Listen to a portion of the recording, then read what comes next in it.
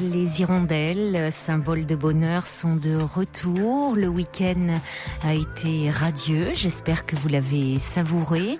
Je suis en tout cas très heureuse de vous retrouver, ainsi que toute l'équipe, Asiba et Clémence, au 39-21, standard d'Europe 1, ainsi que Vivian Lecuivre qui réalise cette émission.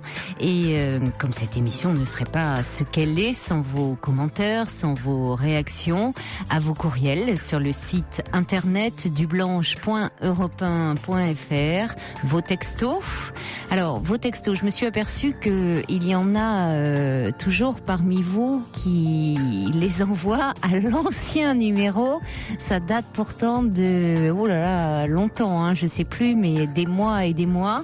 Donc, notez bien le nouveau numéro, c'est 7 21 21, parce que sinon je ne peux pas les recevoir. 7 21 21, le nouveau numéro, avec d'abord le mot-clé nuit, ça n'a pas changé, votre message et le tout au 7 21 21. Voilà, vous devez vous dire, mais pourquoi elle ne lit pas mon message? Parce que je ne l'ai pas. On m'a fait part de cette information que certains, c'est dur de changer ses habitudes. 39, oui, 39-21, je vous attends. Europe 1, Caroline Dublanche. Grâce au test de compatibilité sur rencontre.europe1.fr, trouvez la personne en affinité totale avec vous. rencontre.europe1.fr.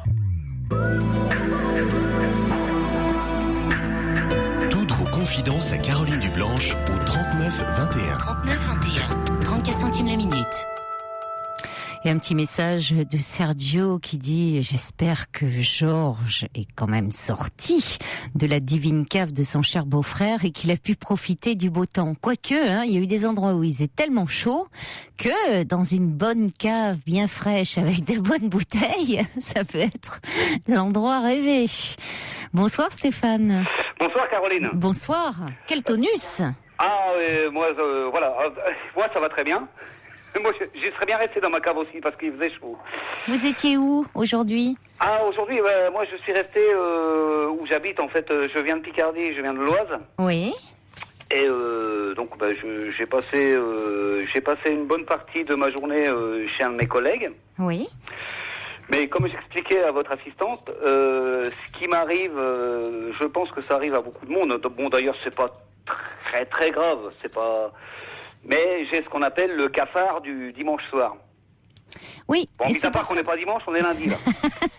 Oui, mais c'est pareil, c'est un jour férié, donc voilà, c'est un peu comme un dimanche. Exactement. Et c'est pour ça qu'on a pris votre appel, parce que vous avez raison de dire, Stéphane, ça concerne beaucoup de monde.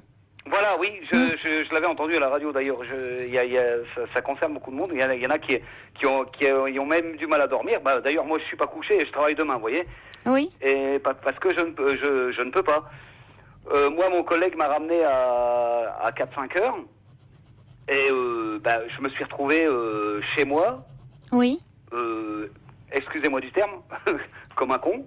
Oui. Parce que je suis tout seul, en fait. Je vis tout seul. Oui. Bon, il sait que, en fait, parce que je suis non-voyant et j'ai été scolarisé en pensionnat très tôt.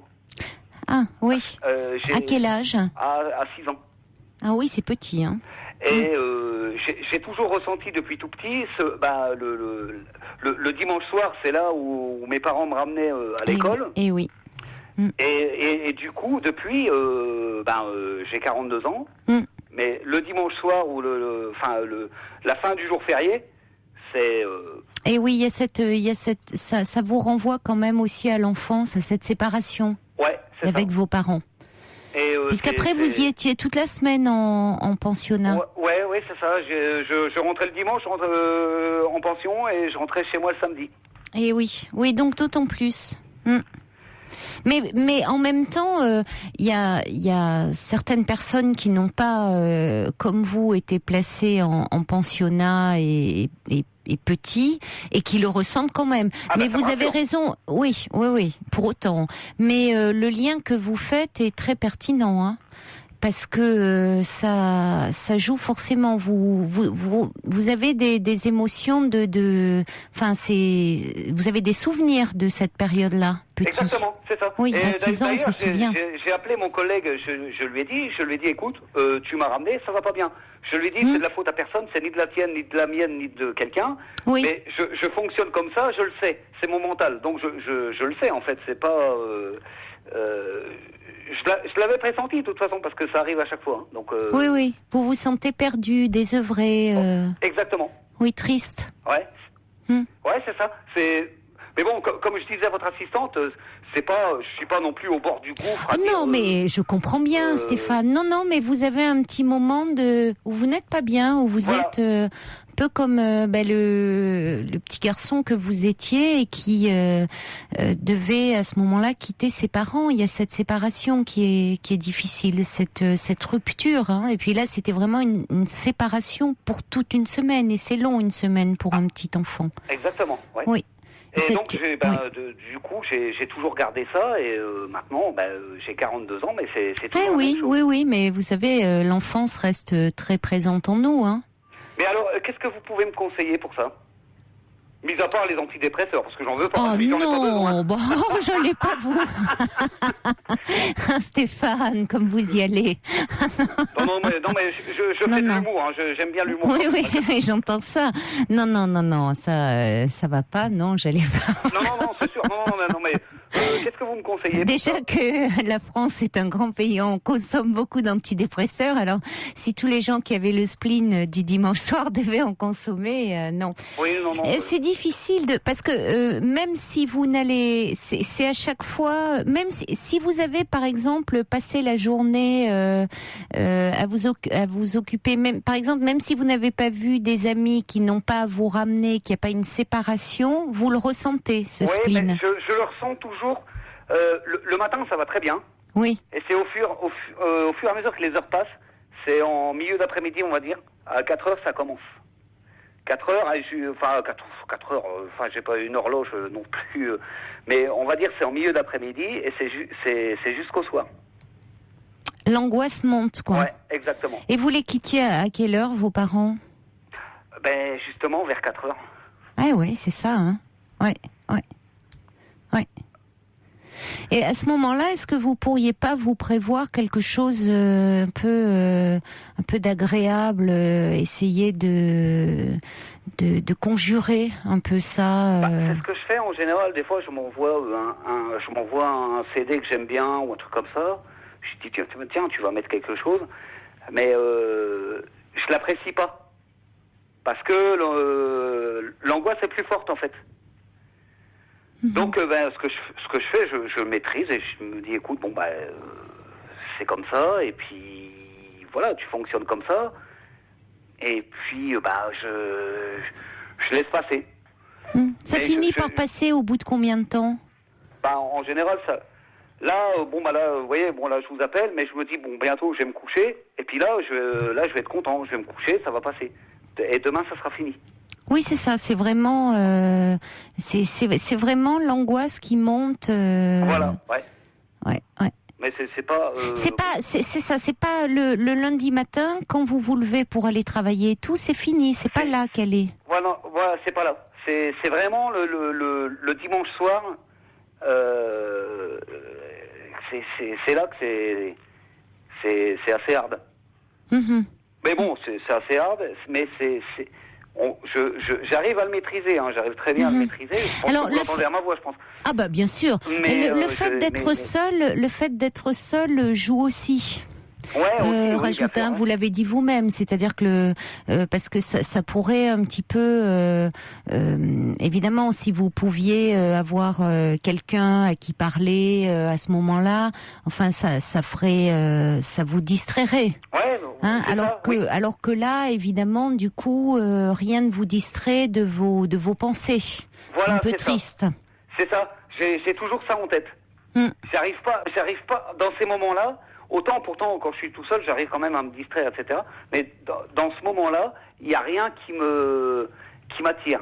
Il n'y a rien, c'est... Non, parce que l'angoisse prend le dessus. Exactement. Donc quand on est angoissé, si vous voulez, on n'arrive plus on a du mal à faire quelque chose. Enfin, on est ça grignote, ça dévore. Oui, il faut que je me mette des coups de pied au derrière pour aller me faire à manger, par exemple. Mais parce que je me raisonne, je me dis tu vas pas te laisser sans manger parce que y a ça. Donc j'y vais, mais ça me pèse quoi. Mais j'imagine que vous deviez pas avoir très faim non plus en arrivant au pensionnat le dimanche soir. Exact. J'avais même des vomissements. Oui. Oh là, vous me connaissez. Non, mais ça se comprend. Est-ce que il y a d'ailleurs il y a Delphine, je reçois beaucoup de messages par SMS là au 7 21 21 code de nuit. Il y a justement à propos de ça. Alors attendez parce qu'il y en a tellement que j'ai du mal à les lire.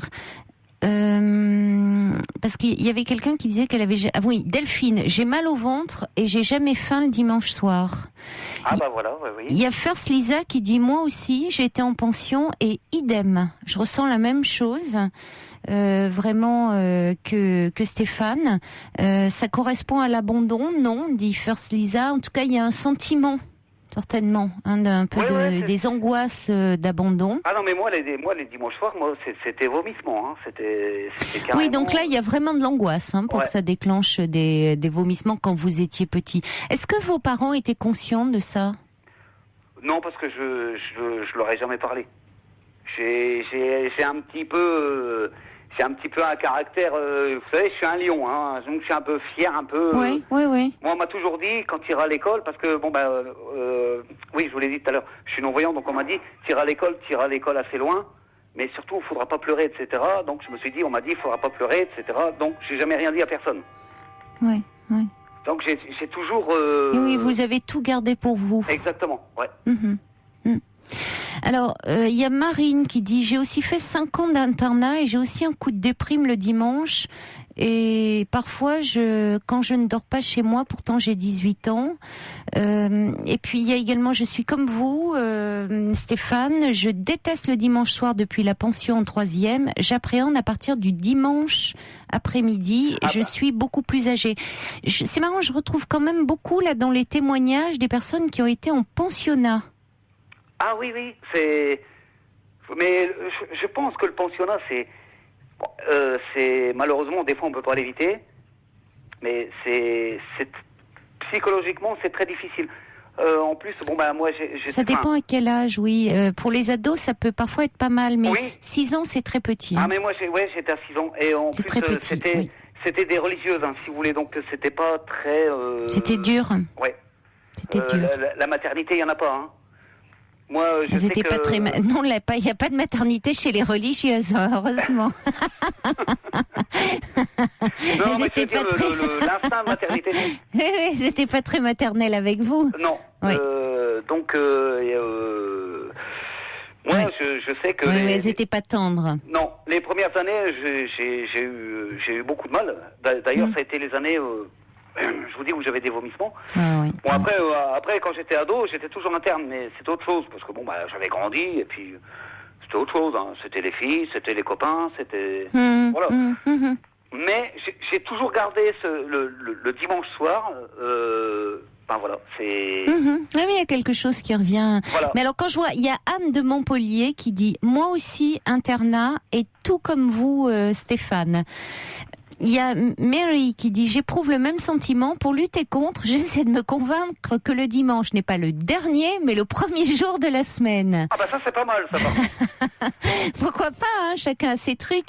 Non mais c'est intéressant parce que vous voyez, votre émission c'est la première fois que je l'écoute. Et quand j'ai entendu la bande-annonce, j'ai dit tiens, je vais appeler parce que vu que j'étais de toute façon là ça va être fini parce que je vais me coucher donc mais en plus de discuter avec vous du fait ça dissipe un peu mon angoisse, mais ce que j'aime bien aussi par-dessus tout c'est qu'il y a des gens qui pensent comme moi, alors ça me... Écoutez, nous on est là même les jours fériés déjà. Oui, Stéphane. Donc les jours fériés, vous pourrez nous écouter. Hein, on sera là. Et alors, on vient de me dire que chez les chrétiens, le dimanche est le premier jour de la semaine. Donc c'est peut-être pour ça aussi que Mary. Voilà, je sais pas. Il y a Mathieu qui dit tout le monde a une petite ou une grosse angoisse le dimanche. Comme une absence, le temps s'arrête, semble être interminable. Le dimanche m'embête aussi. Ouais, non, mais c'est cette espèce de... C'est vrai que c'est incroyable. C'est incroyable le nombre de messages, mais je vous propose, on va accueillir, parce qu'il y a des auditeurs, si vous connaissez pas l'émission, qui peuvent réagir aussi en direct au 39 21, qui peuvent parler avec vous, parce que les messages que je vous lis, là, c'est des textos que les auditeurs envoient. Ils peuvent réagir par courriel, par texto. D'accord. Et ils peuvent aussi réagir au téléphone. Donc, on va accueillir Lionel. Bonsoir Lionel. Bonsoir Caroline, bonsoir Stéphane. Bonsoir Lionel. Bonsoir. Alors, vous aussi, vous détestez les week-ends. J'ai passé un week-end absolument épouvantable. Il peut faire... Et paradoxalement, quand il fait très très beau et très très chaud, comme en ce moment, ça me rend plus marrant. Pardon ? C'est pire. Ah, c'est pire. Oui, exactement. À vous aussi, Stéphane ? Oui. Avec un temps qu'on a en ce moment, je veux dire, je suis le plus malheureux des hommes. Oui, pourquoi ? Pourquoi je ne saurais pas franchement vous l'expliquer, mais je préfère quand je sais pas, il peut faire un temps absolument médiocre. Je veux dire, je suis moins malheureux et moins seul que quand on y a un soleil radieux où les gens sont. Ah bah ça c'est marrant parce que ça accentue votre. C'est pas marrant, excusez-moi. Mais ce que je voulais dire, c'est que c'est exactement ce que je ressens aussi. Ah oui. Ça accentue votre sentiment d'isolement, de solitude. Et c'est vrai que moi, j'ai effectué toute mon enfance, mon adolescence en internat, parce que j'étais victime, comme Stéphane, d'un accident effectivement qui m'a laissé handicapé visuel. Donc je connais un petit peu son cas, parce que moi ça m'est survenu comme ça, à la suite d'un accident. Donc et j'ai vécu donc un internat pendant quasiment toute mon enfance, mon adolescence. Et les week-ends, c'était pour moi vraiment un Pardon Lionel, je vous coupe, mais je fais un rapprochement. Vous n'avez pas été à l'INGA ? Si. Vous avez... non, je ne vais pas donner votre nom de famille. On ne donne pas les noms de famille à l'antenne. On peut vous mettre en relation hors antenne, mais surtout pas de nom de famille à l'antenne. Je vais lui demander quelque chose. Est-ce qu'il... Ne donnez pas mon nom, Stéphane. Non. Surtout pas. Je ne le ferai pas. Est-ce que vous n'avez pas fait d'atelier chant à l'INGA ? J'en ai même fait un métier, oui. Oui, et vous veniez le mercredi faire de l'atelier chant. Oui, j'en ai fait un métier plus tard, oui, effectivement, oui. Et moi, je vous accompagnais au piano à l'INGA. Ah bon ? C'est incroyable, ça. C'est la première fois que ça arrive. Alors, Stéphane, je suis navré, sauf le respect que je vous dois, j'ai aucun souvenir d'avoir été accompagné par un Stéphane lors de mes cours de chant. C'est pas grave. Mais vous faisiez partie de l'atelier chant qui était organisé par l'association Voix Musicale. Oh, mais il y a des siècles, ça, Stéphane. Ah ben, c'était en... Vous avez à peu près le même âge, hein, je vois. À 2 ans près, je crois. C'était en 80. Moi, j'accompagnais l'atelier chant... j'accompagnais l'atelier chant pour voix musicale à l'INGA dans les années 80. J'ai fait ça de 88 à 91. J'y étais plus, moi. Bon, écoutez, vous verrez ça en antenne. Oui. Non, mais je me souviens de qui m'a accompagné, puis votre prénom ne me dit rien. C'est pour ça que j'avais une absence soudaine. Voilà, oui, pour ça. Oui. Parce que je me souviens de qui m'a accompagné, puis je ne me souviens pas du tout de vous. Écoutez, bon, si on se prend hors antenne 4 secondes, on pourrait peut-être remettre ça. Oui, hors antenne, vous pourrez, bien sûr, on peut vous mettre en relation. Oui. Bon, et tout ça, donc pour dire que ces week-ends et ces dimanches sont pour moi à chaque fois un enfer. Mais c'est pas forcément le fait de revenir ou de quitter les parents. Et je dois dire par rapport à ça, Corinne, vous qui travaillez avec la psychologie, vu que c'est votre métier, c'est vrai qu'on poursuit ça toute sa vie. Moi j'ai 44 ans, je peux le dire parce que c'est mon âge, et je me trimballe ce sentiment d'abandon maintenant et toute ma vie. Je veux dire, dès que je quitte des amis pour un week-end, pour une soirée, je suis le plus malheureux des hommes, par exemple. Je ne supporte pas les séparations, quelles qu'elles soient. Je pars en week-end quelque part ou en vacances, je reviens, mais je pleure pendant une semaine. Je ne supporte pas les séparations, vraiment. Mais moi, même si je ne vois personne de la journée, je ressens ce sentiment. Oui. Mais on dirait que c'est programmé, c'est... Et pour les gens qui nous entourent ou qui partagent votre vie, c'est épouvantable à vivre parce qu'on a sans cesse ce sentiment d'abandon et c'est une catastrophe vraiment. Enfin pour ce qui me concerne. Là j'ai des 4 jours tout seul. Parce que mon ami était parti pour quelques jours ailleurs avec d'autres amis et j'ai été totalement abandonné, totalement seul. Ouais. Et je l'ai ce soir au téléphone, je veux dire, à agonie des mots les plus aimables dont je suis capable parce que j'étais très très seul et très malheureux pendant 4 jours.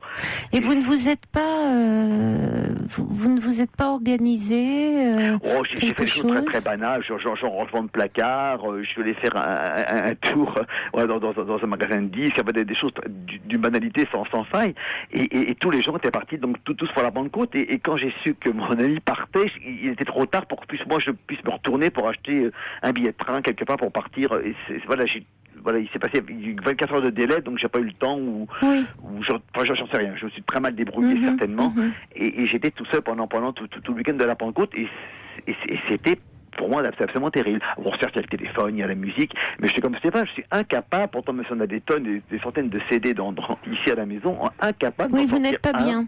Non. Et je crois qu'on va poursuivre.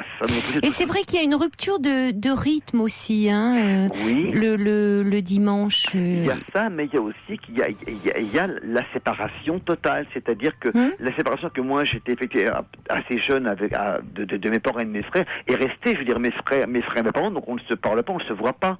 La séparation était très nette et même encore maintenant. Oui, ben moi c'est pareil. Moi c'est très net encore maintenant parce que moi ma famille ma famille et moi-même d'ailleurs, bah oui, on est d'origine des Vosges.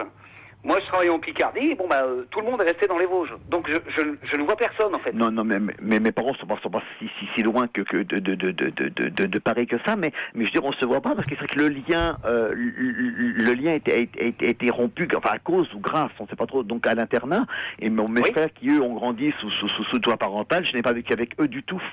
Donc, oui, voilà, donc, on en revient au même. J'arrivais, moi, le samedi, il va être 16h chez mes parents. Je repartais le dimanche, à peu près, vers la même heure, on se voyait 24 heures. Bon, je ne voyais pas ni mes frères qui, eux, avaient leurs copains, leurs amis, et donc on n'a pas vécu ensemble. C'est que maintenant, on est adultes et on ne se dit rien, on n'a rien à se dire, on n'a rien partagé ensemble. Ni adolescents, ni enfants. Non, forcément. Et on se parle pas du tout. C'est-à-dire, on s'appelle une fois par an pour la bonne année. Et on ne se parle jamais. En tout cas, il y a Isabelle qui dit « Moi aussi, je déteste les fins de journée, des jours fériés. Je me sens moins seule de voir que cela touche beaucoup de monde. » Il y a Violaine qui dit « Je n'aime pas non plus le dimanche quand il fait beau et que je n'ai pas de projet. Je préfère encore me balader avec mon pire ennemi. » Et moi, je suis moins seule, à vrai dire, chez moi un dimanche qu'au milieu d'une foule qui ira... Oui, ça je comprends. Oui, c'est au milieu d'une foule, surtout une foule gaie, un peu quand on voit les gens en terrasse, qui sont heureux, qui sont au soleil, comme ça, qui sont en famille aussi. Hein, il y a le côté famille du dimanche, ou en couple, ou ça accentue. C'est ce que dit Coco aussi, ce sentiment de solitude. Bien sûr, les gens qui sont tous en famille, c'est vrai que quand on était coupés de la sienne pendant toute sa vie, ce sont des liens qui sont tout à fait distendus qu'on ne peut pas renouer maintenant. Enfin, c'est mon point de vue, et notamment mon sentiment et mon vécu surtout. Si, il est toujours possible de renouer. Avec ça, il est toujours possible de créer quelque chose. Ce qui n'a pas été vécu ne le sera plus maintenant. Non, mais bien sûr, ce qui n'a pas été vécu ne le sera plus, mais il est possible de vivre quelque chose. Tout est toujours possible. Sont différentes. C'est vrai que je m'efforce effectivement de voir mes parents, on va dire 1 ou 2 fois dans l'année, et c'est vrai que j'y vais. Je n'éprouve pas ni le besoin ni le désir. Je sais parce qu'à l'époque où j'aurais eu besoin de leur présence, j'étais, par la force des choses, hein, ça ne s'est pas fait parce que j'étais en internat. Donc et maintenant, adulte, j'ai moins de besoins et moins d'envie. J'y vais plus pour eux que pour moi. Alors, il y a également Sarah qui dit « La solitude accentue le sentiment d'angoisse du dimanche soir. Je vis seule, je connais ce problème. » Mila qui dit « Le fameux vide des dimanches, surtout quand il fait beau et chaud et qu'on a l'impression que la vraie vie existe ailleurs pour les autres. » Et il y a Anne de Montpellier qui dit pourquoi si on créait un groupe sur Facebook. Je n'aime pas les dimanches quand il fait beau et chaud. Pourquoi pas? Non mais c'est vrai, c'est Simon. Alors que tous les jours dès qu'il fait beau, les gens sont au terrain des cafés, sont heureux, sortent. Et moi, ça me rend, mais je m'enferme chez moi. Mais ça vous rend pire. triste. Voilà, vraiment, et très très très malheureux, vraiment. Oui. Oui, je pense qu'on est un petit peu sur la même longueur d'onde. Hein. Alors, est-ce que c'est parce que on a vécu une séparation, je ne sais pas à quoi attribuer ce sentiment de malaise. Alors, il y a Franck qui dit fut un temps, le dimanche soir était réservé aux meilleurs films diffusés sur les chaînes. Sûrement pas par hasard. Les temps évoluent, ça n'est plus tellement le cas. Ce qui est totalement vrai. Et c'est vrai, avant, il y a le dimanche, c'était le meilleur film qu'on voyait de la semaine. Hein. On attendait le dimanche pour voir, on savait qu'on allait avoir un très bon film. Et Franck ajoute, le cinéma est une bonne alternative. Allez à la séance jusqu'à 22h au moins, et puis après vous rentrez, vous couchez. Et puis des séries, des séries amusantes qu'on avait les dimanches en fin d'après-midi, des séries un petit peu amusantes. Bon, certes pas très intelligentes, mais très très amusantes, qui est un rendez-vous dominical par exemple. Mais des rendez-vous, c'est ça, c'est ce qui manque il y a le vide des dimanches aussi. Alors, il y a ce que ressentent. Mais il y a aussi des soirées, des dimanches, il y a des soirées aussi, des soirées qui sont des soirées même de semaine, qui sont aussi parfois aussi pénibles qu'un dimanche ensoleillé par exemple. Mais c'est... Alors, mais si vous voulez, dans le vide, c'est-à-dire qu'il y a une rupture aussi de rythme ou par rapport aux habitudes que nous avons et qui nous font du bien, qui nous rassurent, qui nous apaisent, parce qu'on a tous des habitudes. Et ça nous fait du bien, ça nous calme, ça nous apaise. C'est vrai que là, par exemple, les commerces sont fermés. Il y a plein de choses comme ça qui... Quand on habite les grandes villes, comme Paris, où nous sommes, c'est vrai que tout est ouvert maintenant tout le temps. C'est vrai que quand on habite Paris, je parle des grandes villes, hein, mais des grandes villes, voilà. Oui, mais c'est pas la majorité. Que non. Hein, donc c'est vrai. Il y a beaucoup de gens où tout est fermé.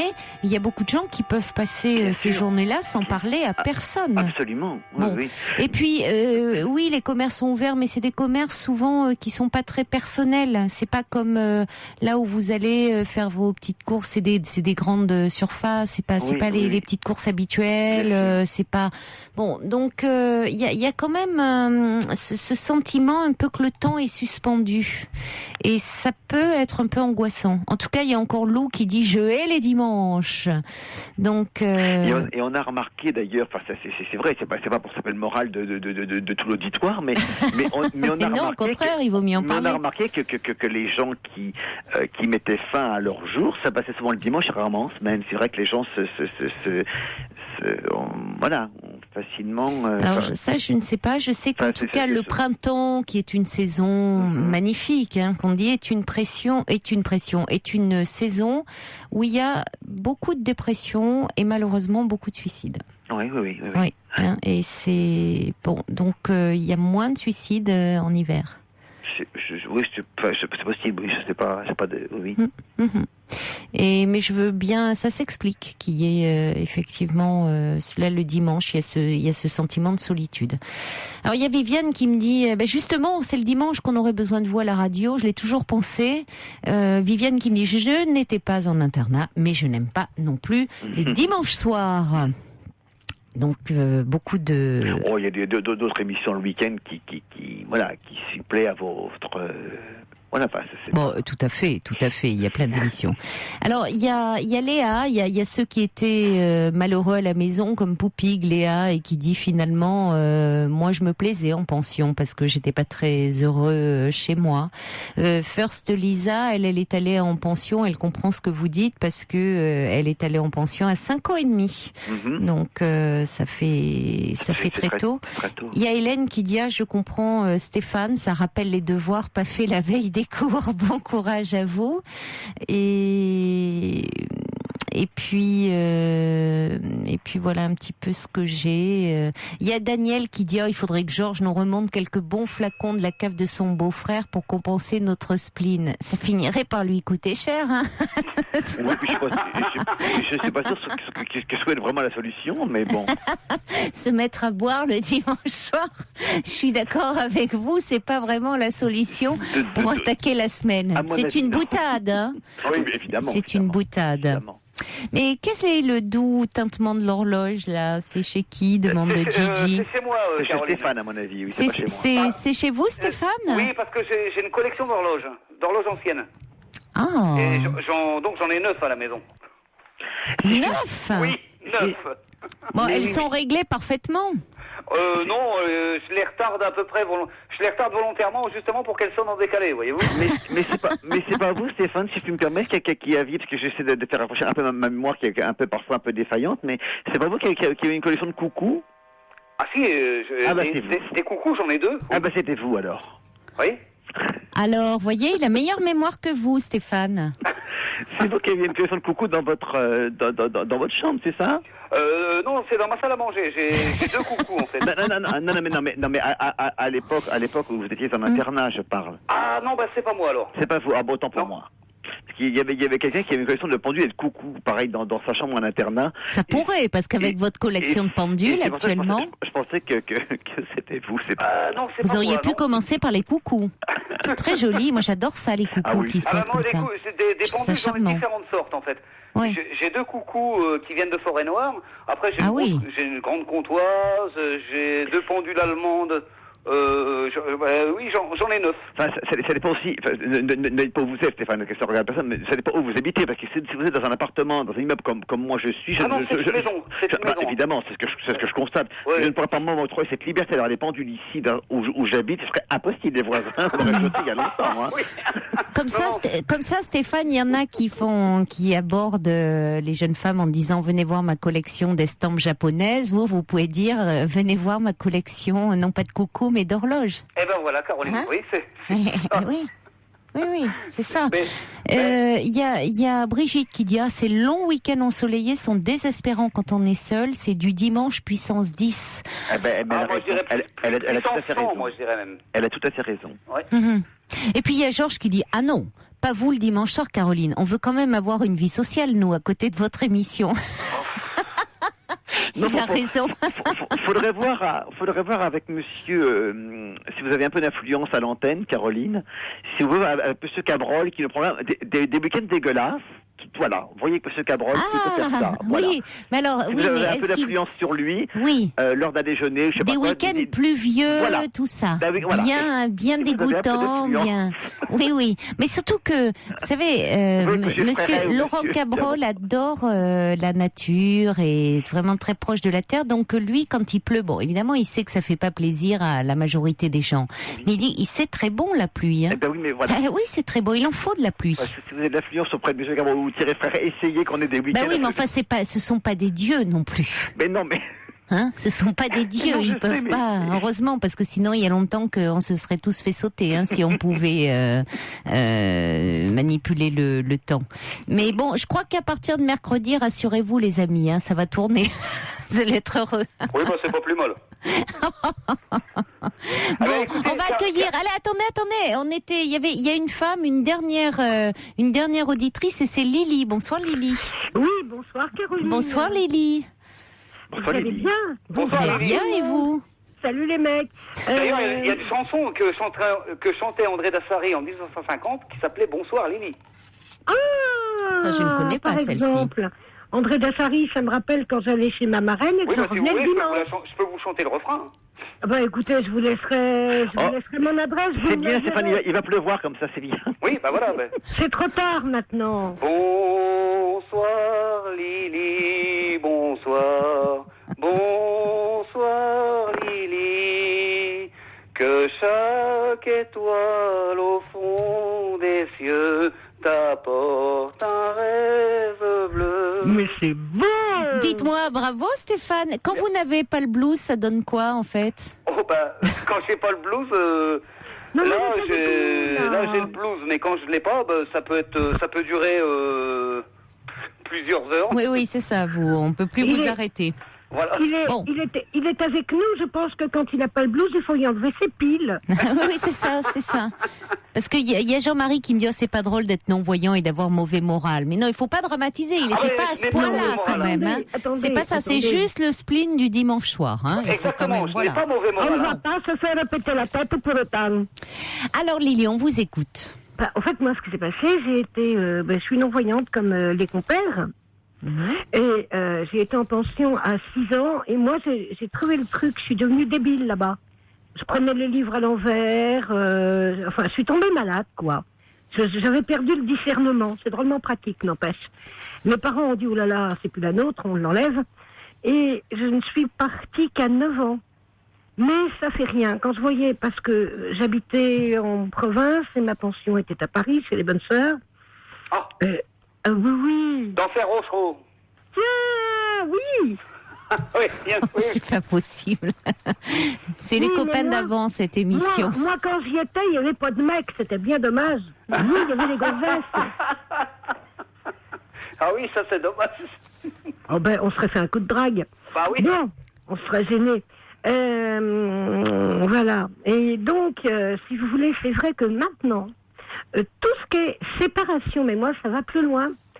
Quand mon fils allait chez les scouts et qu'il devait y rester 15 jours ou qu'il allait au sport d'hiver, mais c'était pour moi un véritable drame.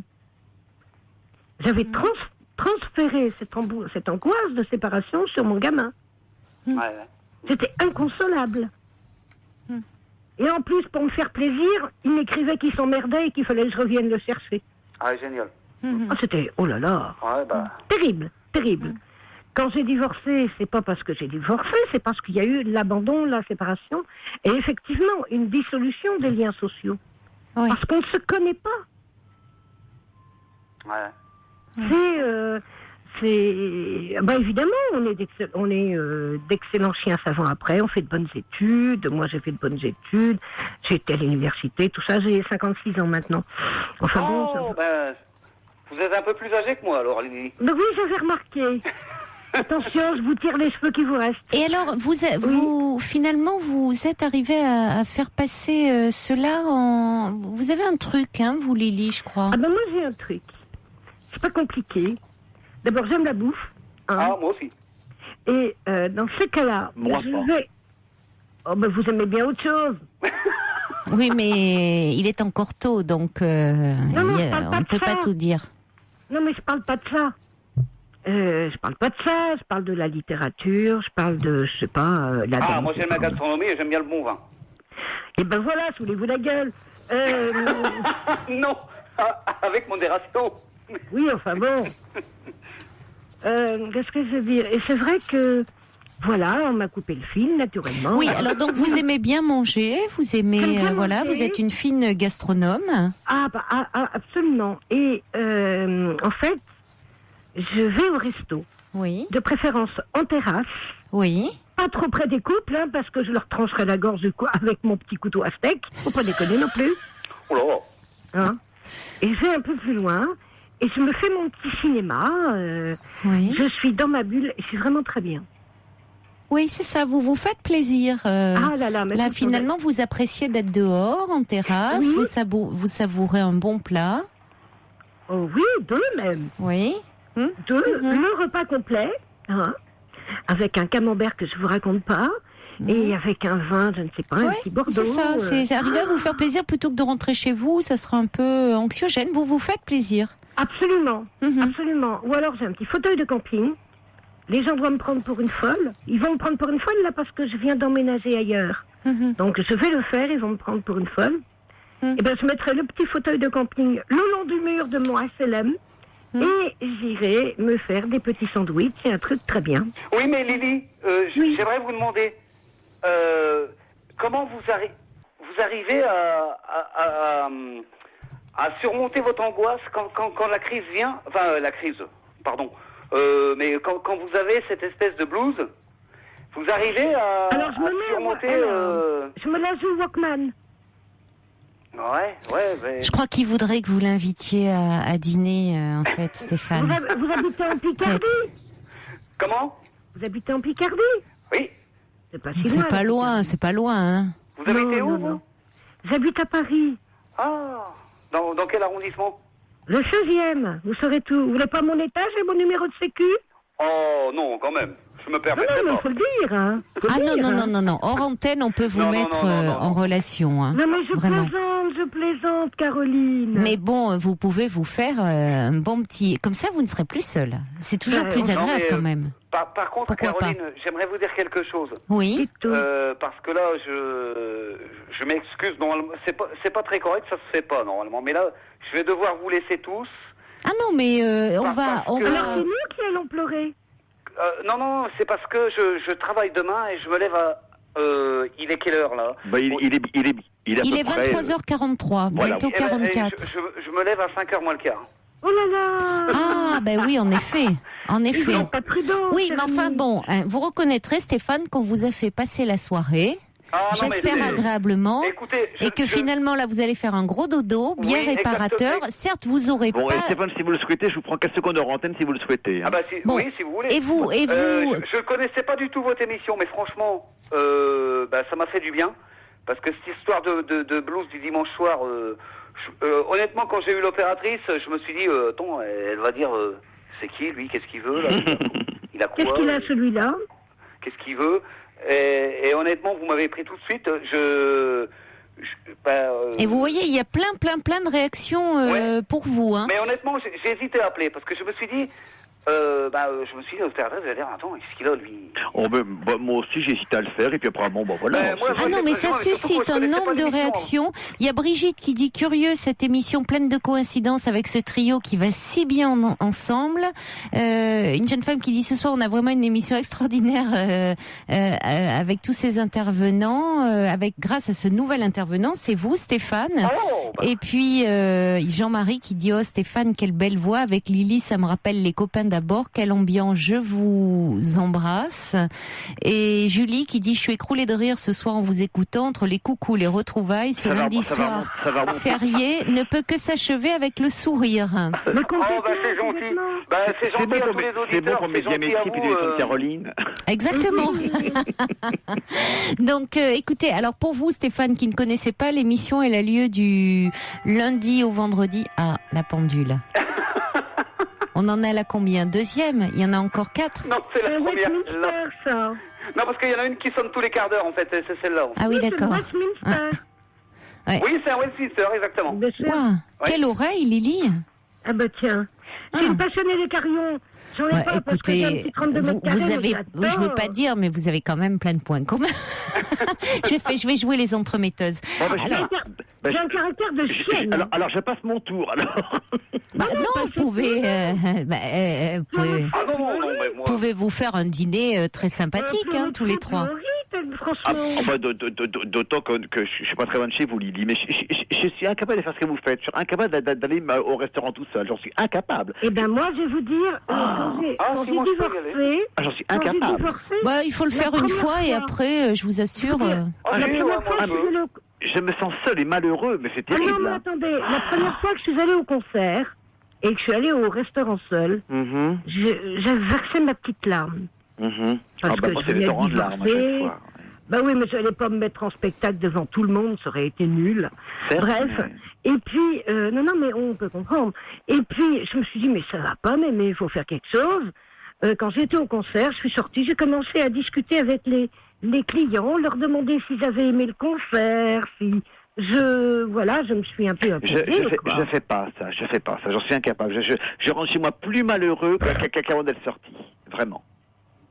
Mais Ah, bah, moi, il faut ça se dé- ça pousser dépend un du- peu, hein. Franchement, il faut se donner des coups de pied dans le cul, hein. Parce que Non, vous mais- envoyez. Ça dépend du contexte, en fait. Ça dépend des jours. Moi, Ça c'est dépend vraiment du le cul aussi. dimanche. Regardez pas autour de social. vous, il y en a des gens seuls, hein, en terrasse et tout. Et puis même si vous avez un petit resto, ou après, du coup, la première fois, c'est peut-être un peu compliqué, mais après, vous avez vos habitudes. Alors, le personnel est revanche, non. super gentil avec vous. En revanche, non, c'est un peu compliqué. Là, en revanche, mes deux compères vont comprendre. Je peux vous assurer que c'est vrai. Pourtant, c'est quelqu'un de très sociable, qui parle à tout le monde, qui... Ça, je n'en Mais quand doute vous pas. êtes dans un restaurant, Hum. si un mec vous fait de l'œil, vous ne Hum. voyez pas, d'abord. Je Ah, veux dire, ça, vous c'est vous vrai. rendez pas compte, mais vous attirez par le regard, vous. Vous Ah oui, voyez forcément. Celui-là, il a une tête sympa, machin. Nous, on les voit pas. Exactement. Eh Donc, oui. on peut bêtement aller vers quelqu'un qui n'a pas envie. Et puis, quoi qu'on dise, Oui, oui, les oui. gens qui voient communiquent par le regard. Oui. Et Eh quand oui. on n'a pas de regard, C'est parce qu'il évident. il faut dire les choses comme elles sont. Ouais. On n'a pas de regard. On fait tout pour avoir l'attitude la plus normale qui soit. Oui, Oui, oui. mais c'est Comment vous difficile. expliquer pour tendre la main, c'est parfois un peu plus haut, parfois un peu plus bas. Ouais. Je vous jure. Et quand quand je vais au resto toute seule, Ouais. si je veux parler, c'est au comptoir qu'il faut que je parle. C'est-à-dire là où il y a tous les pochetrons du coin. Là, ça marche. Parce qu'ils sont tous désirés, tous Eh oui, pochetronnés. oui, Non, mais oui. c'est vrai. Oui, c'est vrai. Eh Mais oui. moi, je vous dire, Lily, Oui, c'est moi, embêtant, quand oui, je prends oui. le train, Oui. quand je prends le train à la gare de l'Est, que je Oui. vais à la brasserie, Ouais. si je m'installe à une table, On vient pas vous parler, non. il suffit qu'il y ait un verre vide devant moi, le serveur, il vient pas me parler, hein. Il faut que j'essaie de me débrouiller comme je peux pour... Parce voilà. qu'il y a différence des ranges, Stéphane, c'est pour ça aussi. Comment Et la différence des ranges aussi, c'est pour ça que peut-être... Je sais pas. Moi, je sais pas si le serveur, j'ai toujours d'excellents rapports avec les serveurs. Bah tant mieux. Je leur dis même, pourriez pas me trouver un beau mec? Ah non, mais moi, je suis obligé de gueuler, s'il vous plaît, machin, il vient encore, sinon il vient pas. Et qu'est-ce qu'ils disent, les serveurs? Ça les fait rire? Oui, complètement. non, mais c'est-à-dire que si je gueule pas un bon coup, ils viennent pas, hein, sinon... Ah non, mais ça, c'est pas ça. C'est Non, non, que mais parce quand on qu'elle était leur en train fait de signe, demander un beau c'est garçon. parce que, oui, ah oui, quand on oui, leur oui. fait, Oui. si vous voulez, quand on leur fait Oui. signe, Oui, on fait pas c'est toujours compliqué. signe là où Hmm. ils sont. C'est pour ça qu'ils viennent pas. Oui. Moi, ce que je fais semblant Oui. de partir. ouais. Je Dites-moi, fais semblant de me Stéphane, barrer, ça marche. Stéphane, vous deux, on va vous laisser parce que vous levez dans Ouais, quelques bah, heures. Mais c'est Donc- c'est gentil, franchement, je suis bien content d'avoir... Et je conserve la ligne. Oui, oui, D'accord. gardez la ligne, on va vous mettre Voilà. en relation hors antenne, hein, si vous le D'accord, souhaitez. Caroline, je vous remercie. Et donc, alors, je vous disais, c'est du lundi au vendredi de 23h à 1h. Ah bah écoutez, Voilà. j'écouterai. Sauf le vendredi, ça termine plus tôt, je crois, non? Avec Nagui. Ah, et d'après avec vous. Nagui, effectivement, et l'émission Taratata. Oui, ça Ouais, se ouais. termine un Oui, petit peu ouais. plus tôt. Oui, oui, tout à fait. Donc, écoutez, Caroline, je vous fais un bisou. Je fais un bisou à Lily aussi. Ouais. On l'a trouvé Écoutez, plutôt je joli, vais leur laisser mon numéro à l'antenne. Voilà, hors Si ça antenne, vous hors amuse. antenne, hors antenne, hors Non, antenne. antenne, ouais, Qu'est-ce que ouais. j'ai dit, Ouais, ouais, j'ai dit à l'antenne? À l'antenne, vous avez dit, Oui, Lily. il y a EBE qui dit en Dieu. tout cas c'est un vrai régal d'écouter ce trio. Et puis il y a le subversif qui dit à cette chère dame, en parlant de vous, il y a une sorte de spontanéité dans son verbe proprement irrésistible. Ouais, elle est Non, mais branchée c'est sur le vrai. 100 000 volts, Lily. Hein. Oui, sauf mais- que l'autre jour, je suis allée au resto avec des copains. J'étais un peu bourrée, je me suis mise à parler en espagnol Ah, à quelqu'un que je connaissais pas. Il paraît qu'il me regardait avec un air bizarre. vamos a hablar español. Ah si, un air Si. espagnol. Oh, un poquito. Ah, solo un poquito. J'imagine les personnes qui se Monaco. branchent à l'heure Monaco actuelle en sur espagnol. Europe 1, ils doivent se dire mais qu'est-ce que c'est que cette bande de fous furieux. C'est Stéphane, Lionel et Lily, voilà, avec qui on a eu le plaisir d'échanger. Et je rappelle qu'au départ, Stéphane. on devait parler du blues du dimanche soir Eh ben oui, ou bah des voilà, jours comme fériés. ça, Donc voilà. on en Mais est a très parlé loin. de ça, mais on en a parlé en se marrant. Ah oui, quoi. avec beaucoup d'humour et je vous remercie. Merci Ne à vous, raccrochez Caroline. pas, Asiba va vous mettre en relation en antenne. Ok, Je vous merci. embrasse. Hein. Bonsoir, Caroline. Au revoir. revoir, Bientôt, Caroline. je vais vous dire un truc. Quoi qu'il vous arrive dans la vie, et je vous rappellerai pour vous raconter un petit peu, parce que je sors d'une trentaine de merdes noires. Là, c'est un nouvel appartement dans lequel je suis. J'aurais dû être expulsée de mon ancien appartement. Je vous raconte pas le bordel. Je peux vous dire un truc. Je sais que tout finit bien. Toujours. Même si c'est plusieurs années après. Et je pense que, j'aime pas le mot positiver, tout le monde le dit, c'est chiant. Mais très sincèrement, je pense que quand vous êtes d'abord quand vous êtes triste, vous chialez un bon coup, j'en peux plus, je vais me suicider, c'est Ah terrible. non, je veux pas être jusque-là, moi, quand même. Hein. Oh, mais j'en pense pas un mot. Oui.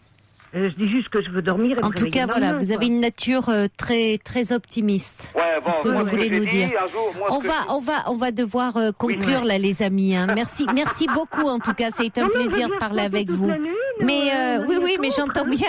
Mais hors antenne, vous allez pouvoir J'ai poursuivre. rien bu, hein. Non, mais je n'ai jamais pensé ça. On Si, sent que vous un avez jour, de je me l'énergie rappelle, pour vous deux. avez- Je vous embrasse, un soir- Lily. Je un vous soir, embrasse. avez Au revoir. téléphoné. Un soir, je vous avais téléphoné j'avais fêté mon anniversaire avec mon fils. Et là, j'étais un peu allumée. Vous m'avez permis d'aller me coucher. C'était drôle. Bah écoutez, c'est bien, hein, vous avez un anniversaire en même temps, écoutez, ça se fait. Lily, à vous, exceptionnellement, je vous permets d'aller vous coucher. Allez, je vous embrasse. Au revoir. Grâce au test de compatibilité sur rencontre.europe1.fr, trouvez la personne en affinité totale avec vous. rencontre.europe1.fr.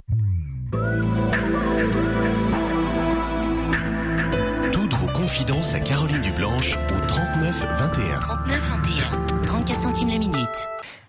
Beaucoup de réactions, hein, comme quoi vous êtes nombreux à ressentir ce spleen du dimanche soir ou des jours fériés, et finalement. Donc merci à Stéphane qui découvrait l'émission, d'en avoir parlé.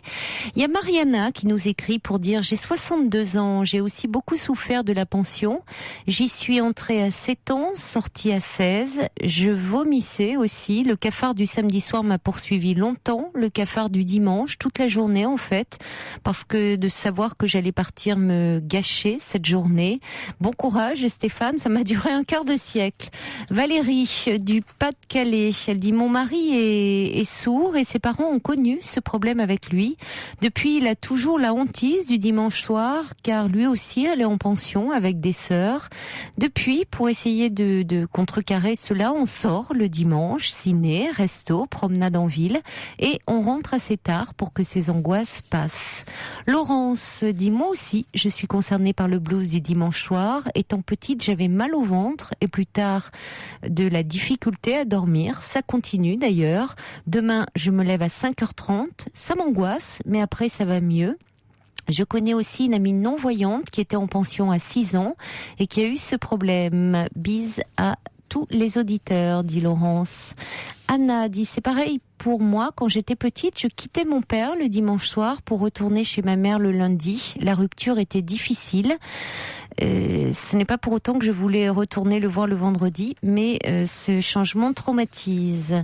Et Darini dit: mais vous allez nous donner le blues avec vos dimanches. Moi, à l'inverse, je m'organise le dimanche pour faire le travail personnel, le ménage, etc. J'inverse mes activités parce que je suis retraitée, je peux donc le faire. Donc je suis très occupée le dimanche, et puis en ville, il y a beaucoup de loisirs, mais c'est une question d'état d'esprit. Quand on entendait les 3 joyeux drilles, mais je pense qu'elle a envoyé ce mail avant Darini, ça donnait pas vraiment le blues. Et puis au contraire, hein, je reçois des messages qui disent que ça leur a fait du bien qu'on ait abordé ce thème. Il y a notamment Poupig qui dit: ça me fait beaucoup de bien d'entendre ce qui se dit. Je ne suis pas seule à souffrir de ce sentiment d'abandon le week-end. Il y a Ava qui dit: quand je rentre d'un week-end dans cet état, j'écris, je raconte ce vide et peu à peu vit sous la plume tout ce qui a été un cadeau de la vie dans ce week-end, un présent. Coco dit: le soleil, l'été arrivant, accentue le sentiment de solitude. Marie dit: les dimanches, c'est comme les mois d'août, on se sent seul au monde. Et puis, qu'est-ce que j'ai d'autre ? J'ai tellement de messages, pardonnez-moi si je les lis pas tous, mais il y a Sergio qui dit: j'ai le blues du dimanche soir depuis l'armée, quand je partais le dimanche soir pour l'Allemagne. Donc, et au fur et à mesure, il y a également Anita qui dit: je connais ce sentiment, l'angoisse de la semaine à venir, comme une page blanche à remplir. Voilà, et puis là, dans quelques instants, qu'est-ce que j'ai d'autre ? Oui, j'ai essayé d'en lire le maximum, mais c'est pour vous dire, je suis submergée de mails. Emmanuel me dit: à 31 ans, moi aussi j'ai le blues du dimanche soir depuis que je suis petite, même accompagnée, je suis pourtant parfaitement heureuse. C'est vrai que des gens le ressentent, même en couple, hein, c'est quelque chose d'assez répandu et qu'on n'avait jamais abordé d'ailleurs.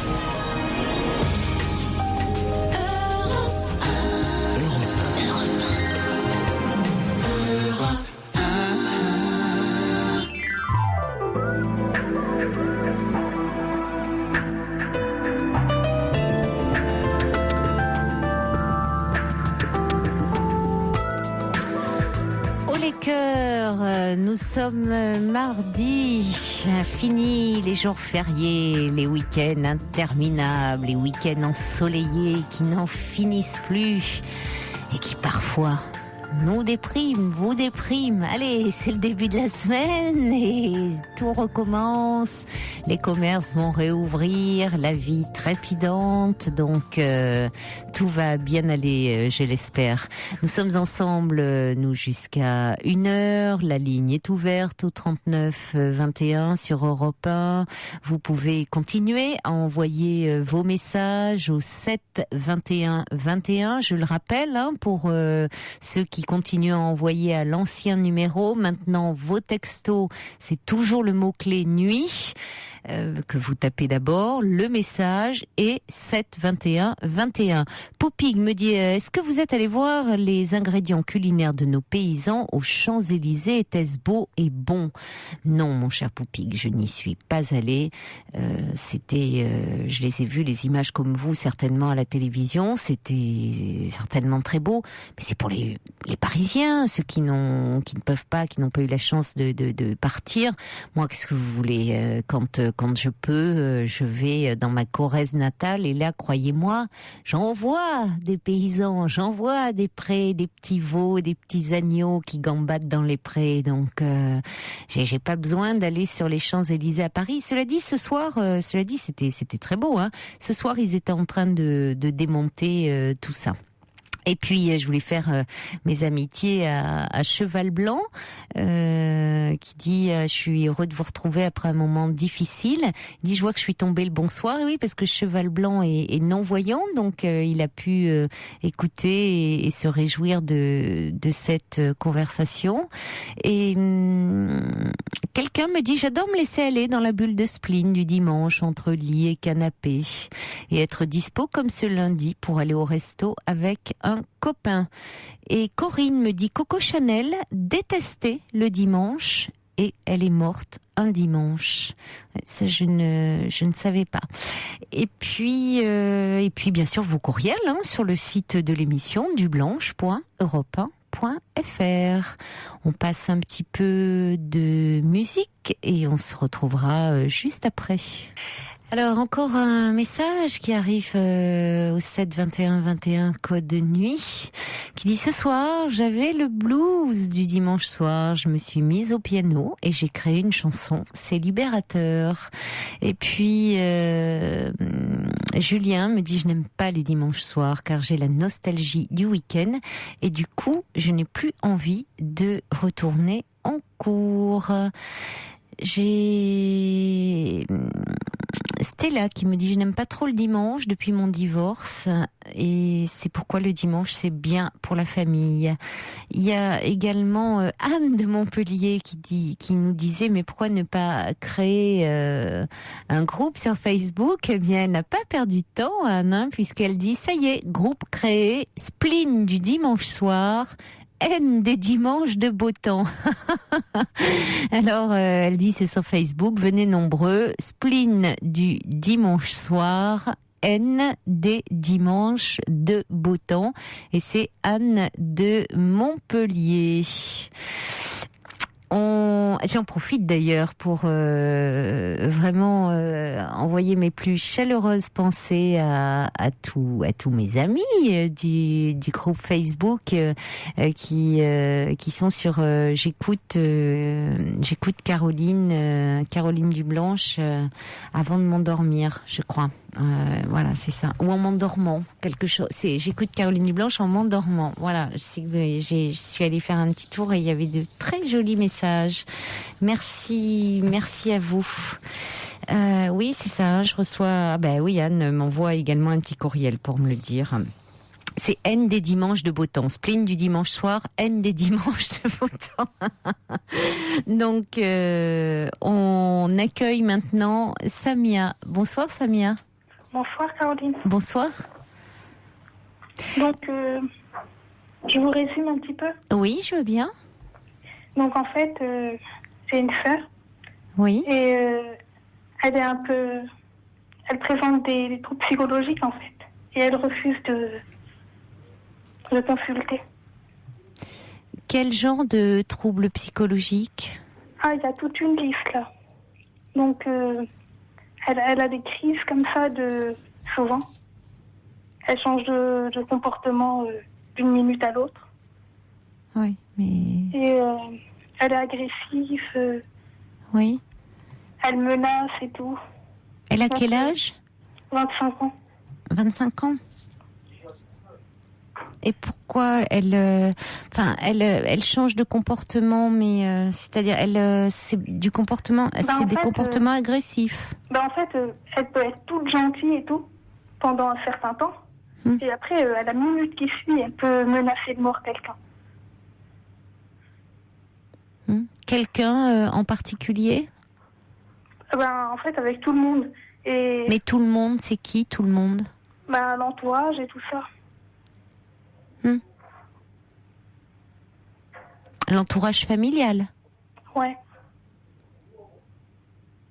Oui. Elle est étudiante, elle travaille. Qu'est-ce qu'elle fait, votre sœur? Elle a aucun diplôme, elle a arrêté l'école à l'âge de 16 ans. Et là, elle est à la maison, toujours chez les parents. Donc, elle fait rien. Elle est endettée. Elle est, pardon? Endettée? Oui. Mais pourquoi elle est endettée? C'est-à-dire, elle fait beaucoup d'achats? Oui, justement, elle commande sur Internet et... Oui. Mais en même temps, c'est difficile si c'est une jeune femme de 25 ans qui vit chez vos parents et qui n'a aucun projet.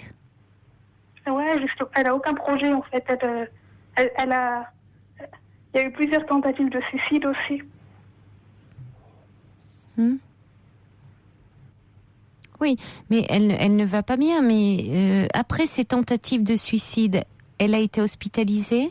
Oui, mais elle s'est sauvée de l'hôpital. Elle s'est sauvée à chaque fois? Oui. Et elle est revenue, elle est partie de l'hôpital comme ça. Et on lui a proposé un suivi, j'imagine. Pourquoi elle ne veut pas voir quelqu'un? En fait, elle accepte et après elle refuse. Donc elle fait une première démarche. Oui. Elle va quand même, hein, c'est ça. Non, elle y va pas jusqu'à y aller. Elle dit oui et après elle y va pas. Elle n'y va pas. Elle va pas au premier entretien. Non. Et vous êtes l'aînée par rapport à elle? Non, je suis la plus jeune en fait. Et qu'est-ce qui fait comment ça se fait-il que ce soit vous qui m'appeliez, Samia? En fait, je peux pas trop, parce qu'en fait, mes sœurs, ils appelleront pas déjà. Et voilà quoi. Et comment réagissent vos parents et vos sœurs par rapport à cela? Mes parents, elles parlent plus à mes parents. Oui, mais comment réagissent-ils? Parce qu'elle vit quand même chez eux. Il la traite comme un bébé, en fait. Elle a une mentalité de quelqu'un de 5 ans. Oui, enfin, ça, c'est la vision de vos parents. Non, vraiment. Vraiment, la mentalité... Qu'est-ce qui vous fait dire ça? C'est ses comportements, ses paroles, ce qu'elle fait. C'est-à-dire? Donc, en fait, elle regarde... Vous avez trouvé ça ridicule, mais... Non. Elle regarde des dessins animés comme ça, mais vraiment toute la journée. Des trucs là pour enfants. Ses copines, ils sont toutes mineures. Oui, elle peut être un petit peu immature sans pour autant être un bébé. Ouais. Et elle se donne toujours raison en fait.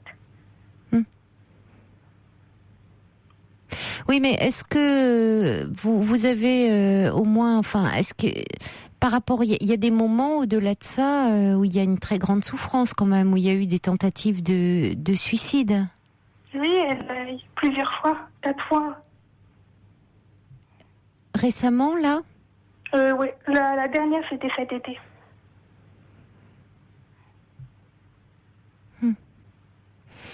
Oui, donc il y a quand même. Qu'est-ce qu'elle fait? Qu'est-ce qu'elle fait pour comment tente-t-elle de se suicider?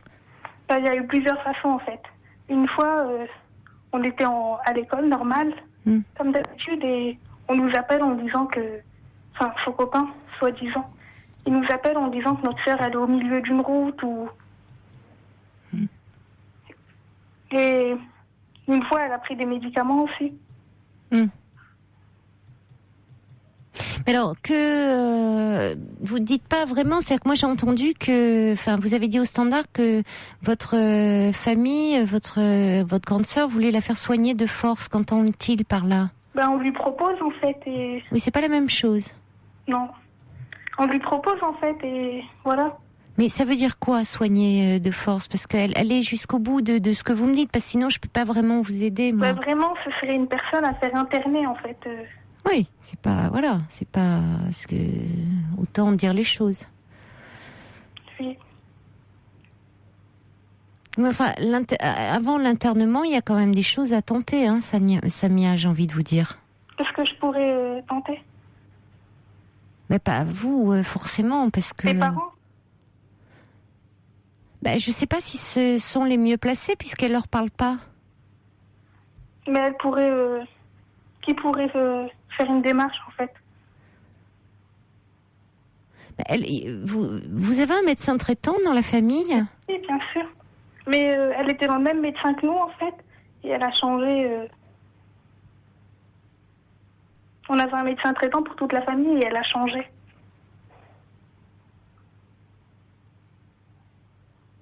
Oui, mais qui la suit actuellement? Son médecin traitant, normal.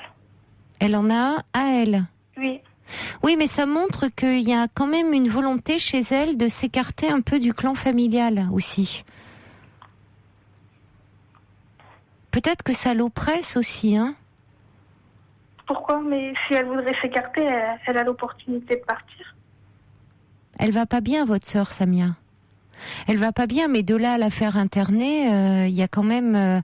Elle pourrait déjà être suivie. Est-ce qu'elle tient des propos incohérents? Est-ce que oui, des fois, elle dit des choses complètement incohérentes. C'est-à-dire? Elle dit des choses, mais vraiment incohérentes et elle se donne raison à elle quand on la contredit. Oui, mais est-ce que vous pouvez m'en parler? Je sais pas. Il y a plein de trucs en fait. C'est à propos de la vie de tous les jours. On parle d'un truc et après on lui dit quelque chose et elle contredit, elle dit non, c'est ça. Oui, mais ça c'est pas incohérent. C'est pas. Enfin, je veux dire, c'est peut-être incohérent aussi. Je comprends ce que vous voulez dire, mais alors allons plus loin. Est-ce que ça peut être délirant? C'est-à-dire, est-ce que c'est déconnecté complètement de la réalité? Est-ce que pas trop en fait. Pas trop. Bon, ouais. Tant mieux. D'accord. Oui, parfois c'est incohérent, elle veut avoir raison, elle veut avoir le dessus, mais elle ne vous paraît pas tenir des propos délirants. Il y a du monde autour de vous? Oui, il y a ma sœur jumelle. Donc un exemple en fait, c'était pour un exemple. Oui. Donc une fois elle a allumé le micro-ondes et je suis passée juste à côté. Alors je l'ai éteint et il n'y avait rien dedans en fait. Et elle m'a dit elle m'a dit pourquoi, elle s'est énervée, elle s'est énervée vite. Oui. Elle a crié, elle m'a dit pourquoi tu éteins le micro-ondes et tout. Je lui ai dit mais il n'y a rien dedans. Elle m'a dit il n'y a rien dedans. Et elle l'a mis en marche et il tournait tout seul. Elle fait ça avec le sèche-linge et tout. Oui. C'est pas forcément ça du délire, hein. Ça peut être effectivement de l'inattention, un manque de concentration, comme quelqu'un qui pourrait être dans une dépression profonde et qui par moment, mais c'est pas forcément ça. C'est pas ce qu'on appelle à proprement parler un délire. Un délire, il est dans une autre réalité. Il entend des voix. Non. Il entend. Oui, je suis d'accord avec vous, mais en fait, c'est ce qu'elle a comme ça, c'est vraiment depuis la naissance. Elle est, en fait, durant son enfance, elle est tombée une fois. Et j'ai une sœur qui est étudiante en psychologie. Elle est en master. Et elle pense qu'elle a une lésion du lobe frontal, en fait. Mais elle n'est pas neuropsychiatre, elle n'est pas votre sœur. Elle a demandé des conseils et tout. Elle étudie en psychologie. Et on s'inquiète tous, en fait. Non, mais si elle est étudiante en psychologie, ça n'a rien à voir. Je vous dis, elle n'est pas neuropsychiatre, quoi. Une lésion du lobe frontal. Non, elle s'est renseignée. Bah oui, mais c'est pas. Ça se vérifie avec des examens complémentaires. Justement, On fait un scanner, on fait une IRM. Hein. Enfin... Ouais, on lui a proposé de faire ses examens en question et elle a refusé. Oui, mais en même temps, on sent une forme de... On a l'impression... Bon, je comprends, on peut comprendre une inquiétude familiale, mais votre sœur semble se défendre de tout ça, où finalement toute la famille, pour la famille, c'est celle qui est pas normale. Elle est pas comme ça, votre sœur, depuis qu'elle est toute petite, hein. Enfin, à moins que... parce qu'alors, d'un côté, c'est... Vous voyez, c'est plein de contradictions. D'un côté, vous me dites, on voudrait la faire interner, comme si c'était une maladie psychiatrique. Et de l'autre, elle est comme ça depuis qu'elle est petite, suite à une chute, elle aurait une lésion du lobe frontal. Si c'est le cas, si c'était le cas, ça nécessite pas un internement en psychiatrie. Ça nécessite déjà de poser un diagnostic et de voir ce qu'il en est et éventuellement, mais on n'interne pas comme ça. Donc elle a quand même des comportements violents en fait. Elle va jusqu'à frapper la personne et elle mesure pas en fait sa force quand elle frappe. Depuis combien de temps ça dure ? Bah depuis toute petite, mais là ça s'est vraiment empiré maintenant qu'elle a grandi. Oui, mais qu'est-ce qui s'est passé depuis qu'elle est petite ? Est-ce qu'elle a vu des psys ? Est-ce qu'elle a vu quand elle était petite ? Non, jamais. Ah oui, pourquoi subitement là il y a urgence ? Bah justement pour l'interner. Justement, mes parents ils savent pas et tout, et quand on leur en parle, ils se rendent compte là maintenant ce qui se passe. Et ils nous disent pourquoi vous nous avez pas dit et tout. Mon père, il a dit depuis qu'elle est toute petite, elle est comme ça et tout. Vos parents ne mesuraient pas. Oui, mais attention à votre grande sœur là. Pardonnez-moi, mais qu'elle joue pas trop les apprentis sorciers. Hein. C'est pas parce qu'elle s'est renseignée que, vous voyez, une lésion du lobe frontal, on la diagnostique pas comme ça à travers des comportements. Hein. Je suis désolée, mais il faut que votre sœur soit vue déjà par un... Il faudrait un intervenant extérieur à la famille. Je pense que le contact passerait mieux. Donc à ce moment-là, écoutez, à ce moment-là, vous pouvez très bien téléphoner à son médecin traitant. Et lui, il est tenu au secret médical. Il vous dira pas ce qu'il en est, mais dire on est très préoccupé par le comportement de notre sœur, et donc vous lui donnez un peu des exemples comme ceux que vous me donnez, et quand il la verra, à ce moment-là, lui peut l'orienter vers un médecin psychiatre. Si elle a confiance en lui, parce que justement il est hors du cercle familial, ça sera plus facile pour lui d'établir un lien. Mais elle voudra pas de toute façon. Mais comment ça, elle voudra pas ? Elle le voit, le médecin. Vous m'avez dit qu'elle voit un médecin. Oui, elle le voit, mais elle voudra pas aller jusqu'à la démarche. Vous n'en savez rien. Vous n'en savez rien, Samia. Vous ne savez pas ça. Vous pouvez pas préjuger à l'avance. Oui, depuis toujours, c'est comme ça. Je vois pas pourquoi ça changerait. Depuis toujours, ça date de quand, toujours ? Mais depuis qu'elle est petite, quoi. Elle est toujours... de petite, vous lui avez pas proposé ? Oui, mais... Mais non. Voilà. Vous m'avez dit non il y a quelque temps. Non, ces 5 dernières années, voilà, ça s'est empiré et... Je vois pas pourquoi. Oui, mais j'ai l'impression, il y a quand même une façon de voir qui est un peu dangereuse. Elle est stigmatisée. D'un côté, comme malade psychiatrique qu'il faudra interner, et de l'autre, comme elle a un problème au lobe frontal, et donc elle est comme ça. Il faut... Attendez, moi je comprends aussi qu'elle cherche un peu à s'échapper de tout ça.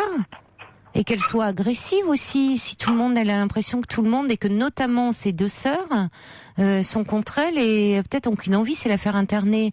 Donc à la limite, le médecin de la famille, elle a peut-être plus confiance en ce médecin, elle a pris un autre médecin. Non, en fait, nous franchement, ce qui nous préoccupe le plus, franchement, on est allé à un stade comme ça où on s'en fout en fait d'elle. C'est nous en fait, elle a... Ça a le mérite d'être clair. Pardon ? Oui, en fait, elle a gâché notre vie comme ça. Oui, ça a le mérite d'être clair. Elle a gâché notre année, ouais. Ouais, mais au moins c'est clair, c'est ça. Donc c'est l'interner pour qu'au moins, voilà. Bah écoutez, au moins là, Pardon ? le masque tombe. Bah ça explique beaucoup de choses aussi. Pourquoi ? Bah parce que vous n'êtes pas dans une démarche bienveillante. Mais elle, je sais pas, elle en fait qu'à sa tête en fait. Elle ne va pas bien. Qu'est-ce qu'on pourrait faire alors ? Je vous dis, appelez. En même temps, je suis embêtée de vous dire ça, hein, parce qu'après ce que vous venez de me dire, je suis embêtée. Vous êtes toute jeune, Samia. Vous avez 18 ans. Je comprends pas. C'est votre grande sœur qui veut l'interner. Je comprends pas que ça soit vous qu'on envoie en première ligne. Je trouve pas ça très clair. Bah oui, mais je comprends pas pourquoi. Pourquoi elle appellera pas la grande sœur ? Enfin, je sais pas. Pourquoi on vous met vous en première ligne ? Elle sait pas que j'ai appelé là. Je parle tout doucement. Pourquoi elle pourrait pas appeler ? Elle a quel âge, votre grande sœur ? Elle a 23 ans. Oui, elle peut appeler, non ? Je sais pas. Elle est étudiante ? Ouais, elle est étudiante en biologie en fait. Ouais. Donc prendre un téléphone et appeler, c'est de son recours. Là, elle sait que vous m'appelez. À mon avis, je le faisais en cachette, mais à mon avis, elle a écouté là. Qui est venue vous parler ? C'est elle ? Ma sœur jumelle. Votre sœur jumelle qui a 18 ans. Mhm. Oui. Mhm. On est tous contre elle en fait, contre ma grande sœur. Mhm. On ne sait plus où mettre la tête avec elle. Elle veut toujours tout, toujours. Elle doit avoir toujours le. En fait, elle fait ce qu'elle veut.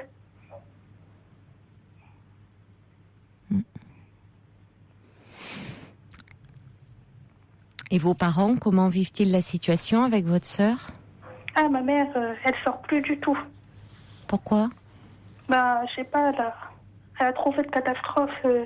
En fait, durant cet été, quand ma mère elle est partie en vacances, elle est revenue et elle a trouvé une fille suicidaire.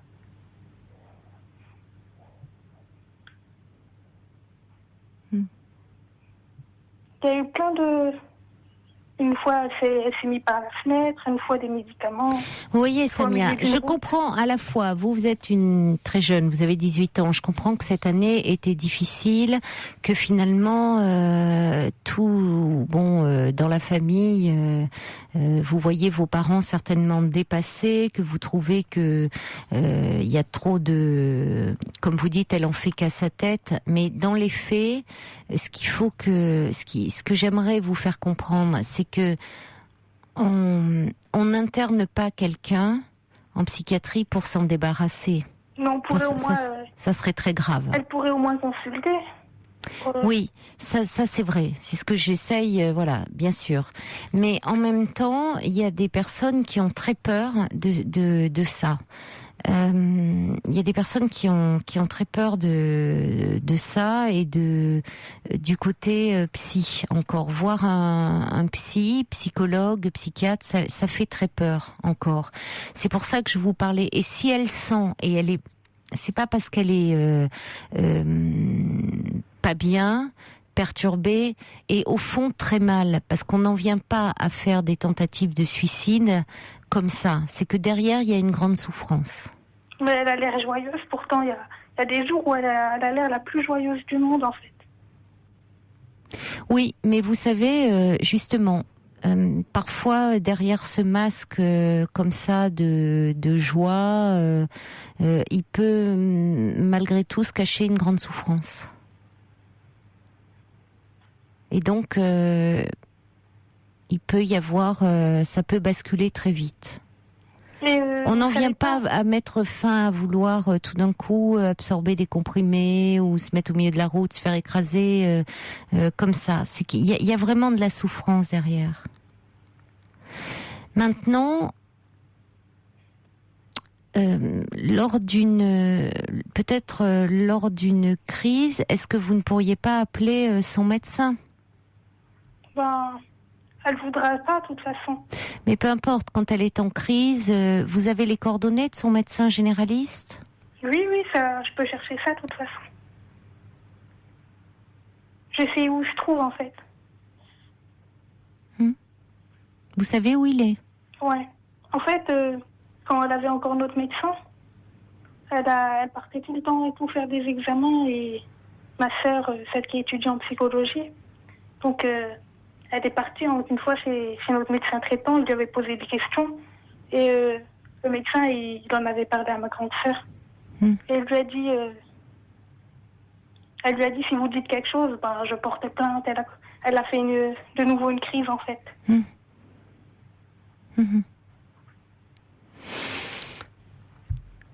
Et votre grande sœur pourrait finalement appeler ce médecin pour parler de ses craintes concernant sa sœur, votre sœur? Ben, elle pourrait le faire en fait. Mais si mon autre grande sœur elle entend ça,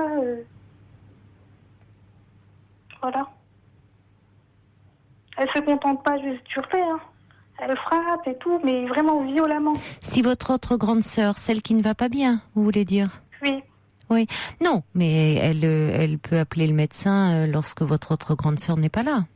Oui, mais justement, quand elle était partie voir d'autres médecins, elle n'était pas là et il lui a dit votre sœur est venue me voir. Mais il lui a rien dit à ma sœur.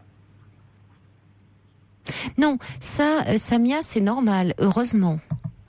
Heureusement que quand on va voir un médecin, quelle que soit sa spécialité, médecin généraliste ou gynécologue ou médecin psychiatre ou même s'il n'est pas médecin psychologue, est tenu au secret.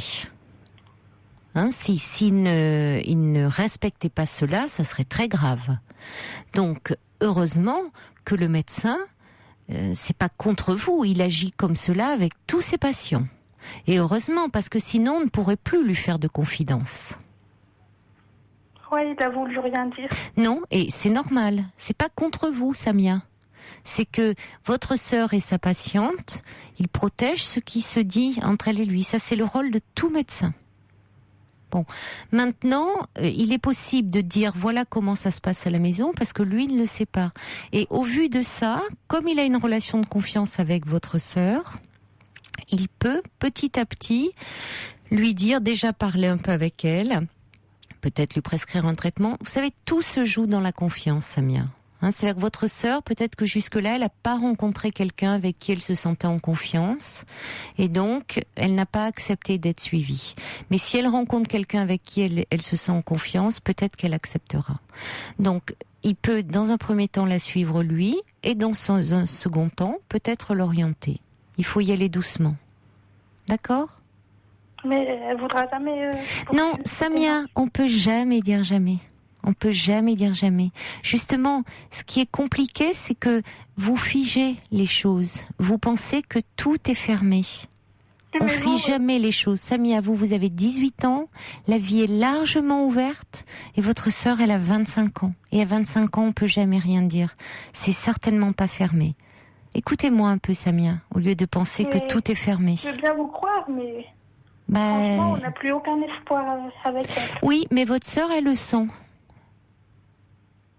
Samia, ce dont vous ne vous rendez pas compte, c'est que votre sœur, Samia, n'écoutez pas, vous ressassez vous aussi. Votre sœur, elle sent que vous n'avez aucun espoir, aucune confiance. Ça explique aussi certainement beaucoup de son agressivité. Alors je comprends que vous, ça soit lourd à porter, c'est compliqué d'avoir un frère ou une sœur qui va pas bien. Franchement, cette année, comme ça, vraiment, toute la famille a gâché son année scolaire. D'accord, mais votre sœur, elle va pas bien non plus. Elle va pas bien, mais... Bon, je vous ai dit ce que j'avais à vous dire, oui. Samia. D'accord ? Allez voir avec votre grande sœur le médecin pour en parler. D'accord. Bon courage. Merci. Au revoir. Au revoir. Toutes vos confidences à Caroline Dublanche au 39 21. 39 21. 34 centimes la minute. Alors des messages. Domi Domi envoie un petit message au 7 21 21 pour dire la joie peut souvent cacher une profonde détresse. Ça peut être un masque. Et puis Julie qui dit ça m'attriste un peu d'entendre dire Samia elle nous a gâché la vie. Il y a Juliette aussi qui dit je suis navrée de penser ça, mais pas facile non plus pour cette jeune femme de 25 ans. Et en même temps pour Samia c'est dur d'avoir un frère ou une sœur qui ne va pas bien, parce que ça mobilise l'attention des parents. Samia est très jeune, elle a 18 ans, donc elle comprend pas très bien forcément ce qui se passe. La famille est en souffrance. En même temps, on se rend compte que il y a des familles comme ça, un système familial, pour ceux qui font de la systémie familiale, qui étudie l'ensemble du système familial, où on parle du patient désigné. Ça serait intéressant, où finalement il y en a un qui va mal, qui porte un peu tous les maux de l'ensemble du groupe, qui permet aux autres d'aller bien. Et quand cette personne-là va mieux, c'est parfois l'équilibre familial qui s'en trouve sérieusement modifié. Ça me faisait un petit peu penser à ça. Enfin, encore une fois, je connais pas du tout l'ensemble de la famille, mais des choses qui se disaient, où il faut jamais oublier que la personne est au sein d'un système, toujours. Bonsoir Liliane. Oui, bonsoir madame. Bonsoir. Voilà. Il y a longtemps, parce que j'ai 65 ans, et à l'âge de 20 ans, j'ai toujours ça sur la conscience, c'est pour ça que je vous appelle. J'ai connu un garçon qui s'appelait Jean-Pierre, voilà. Très fragile, très très fragile psychologiquement. Oui. Et tellement fragile que moi je n'ai pas pu supporter. Alors je l'ai laissé tomber et j'étais enceinte de lui. Et il le savait. Et je me suis fait avorter.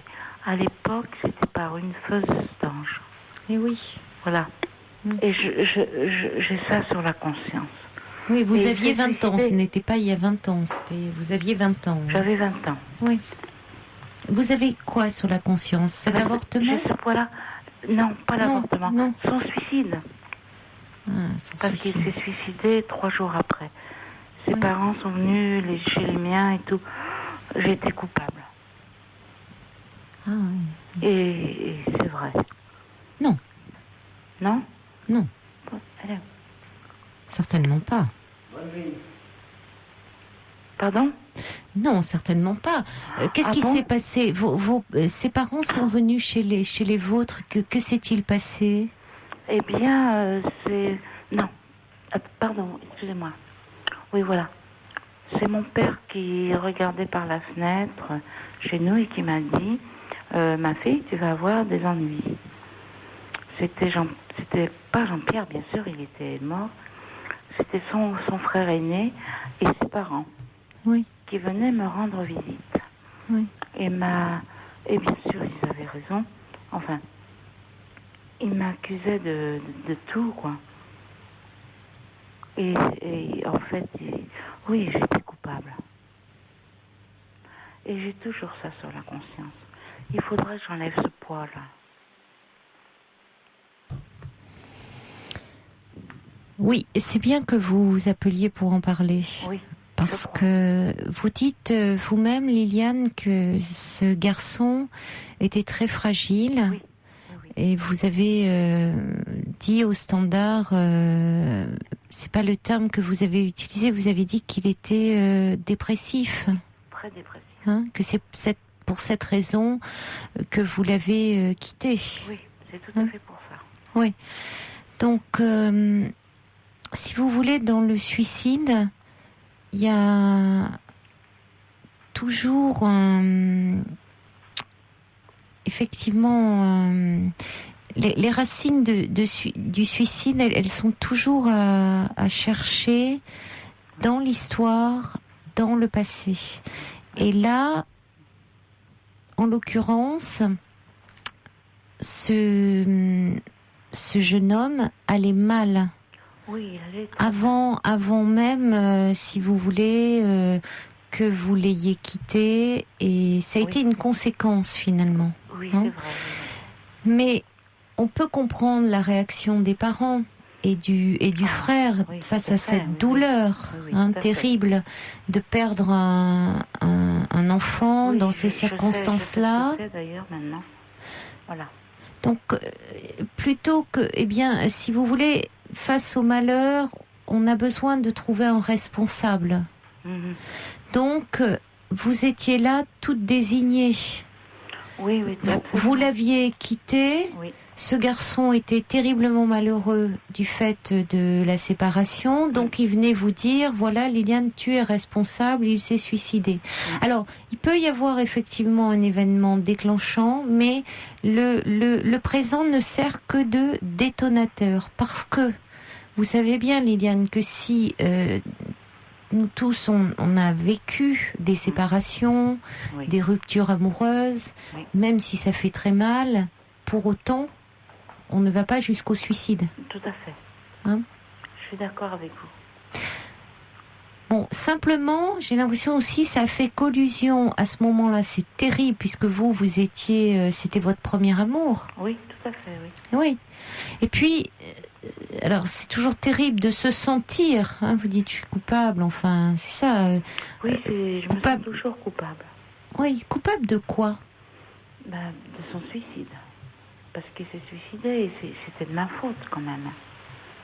C'était pour moi qu'il s'est suicidé, à cause de moi. Il s'est suicidé parce qu'il allait mal? Oui, ça c'est vrai aussi. Parce qu'il était en souffrance. Oui, il était en souffrance, oui. Et parce que finalement, cette séparation a réveillé quelque chose en lui de l'abandon, de quelque chose, je ne sais pas quelle était l'histoire de ce garçon. Enfin, je venais chez mes parents, j'allais chez les siens, mais moi non plus, je n'ai rien. Oui. Je ne sais pas. Mais vous n'êtes pas responsable, encore moins coupable de sa mort. Bon, d'accord. Simplement, à ce moment-là, c'est entré en collusion avec un autre événement, et pas des moindres, quand on est une jeune femme, jeune ou moins jeune, c'est cet avortement clandestin, voilà. Vous dites, chez une faiseuse d'ange, où là aussi il y a de la vie qui s'est arrêtée. Tout à fait. Et je crois que c'est ça qu'il n'a pas supporté. Oui, mais vous, comment l'avez-vous vécu? Ça fait boule de neige, ça fait beaucoup de morts. Même si on peut pas. Très mal.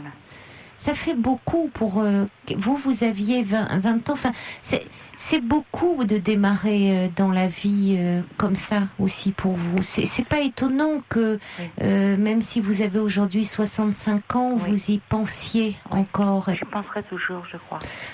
Oui, mais que vous y pensiez, je comprends, parce que ça fait partie de votre histoire, mais que vous vous sentiez coupable, ça c'est plus embêtant.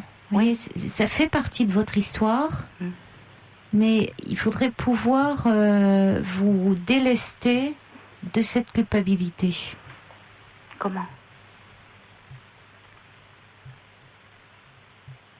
Peut-être en parlant un peu de revenir là-dessus, parce que finalement, qu'est-ce qui fait que vous m'avez appelé ce soir ? Mais je vous ai déjà appelé. Oui, je me semble reconnaître votre voix. Oui, je vous ai déjà appelé. Mais bon, oui, mais pour me parler de ça, de cet événement-là. Oui, tout à fait. Mais il était trop tard et j'ai pas pu vous savoir. Parce que c'est vrai que je me sens coupable et je crois que je l'étais. Oui, vous êtes convaincu que vous l'étiez. Ah, tout à fait, oui.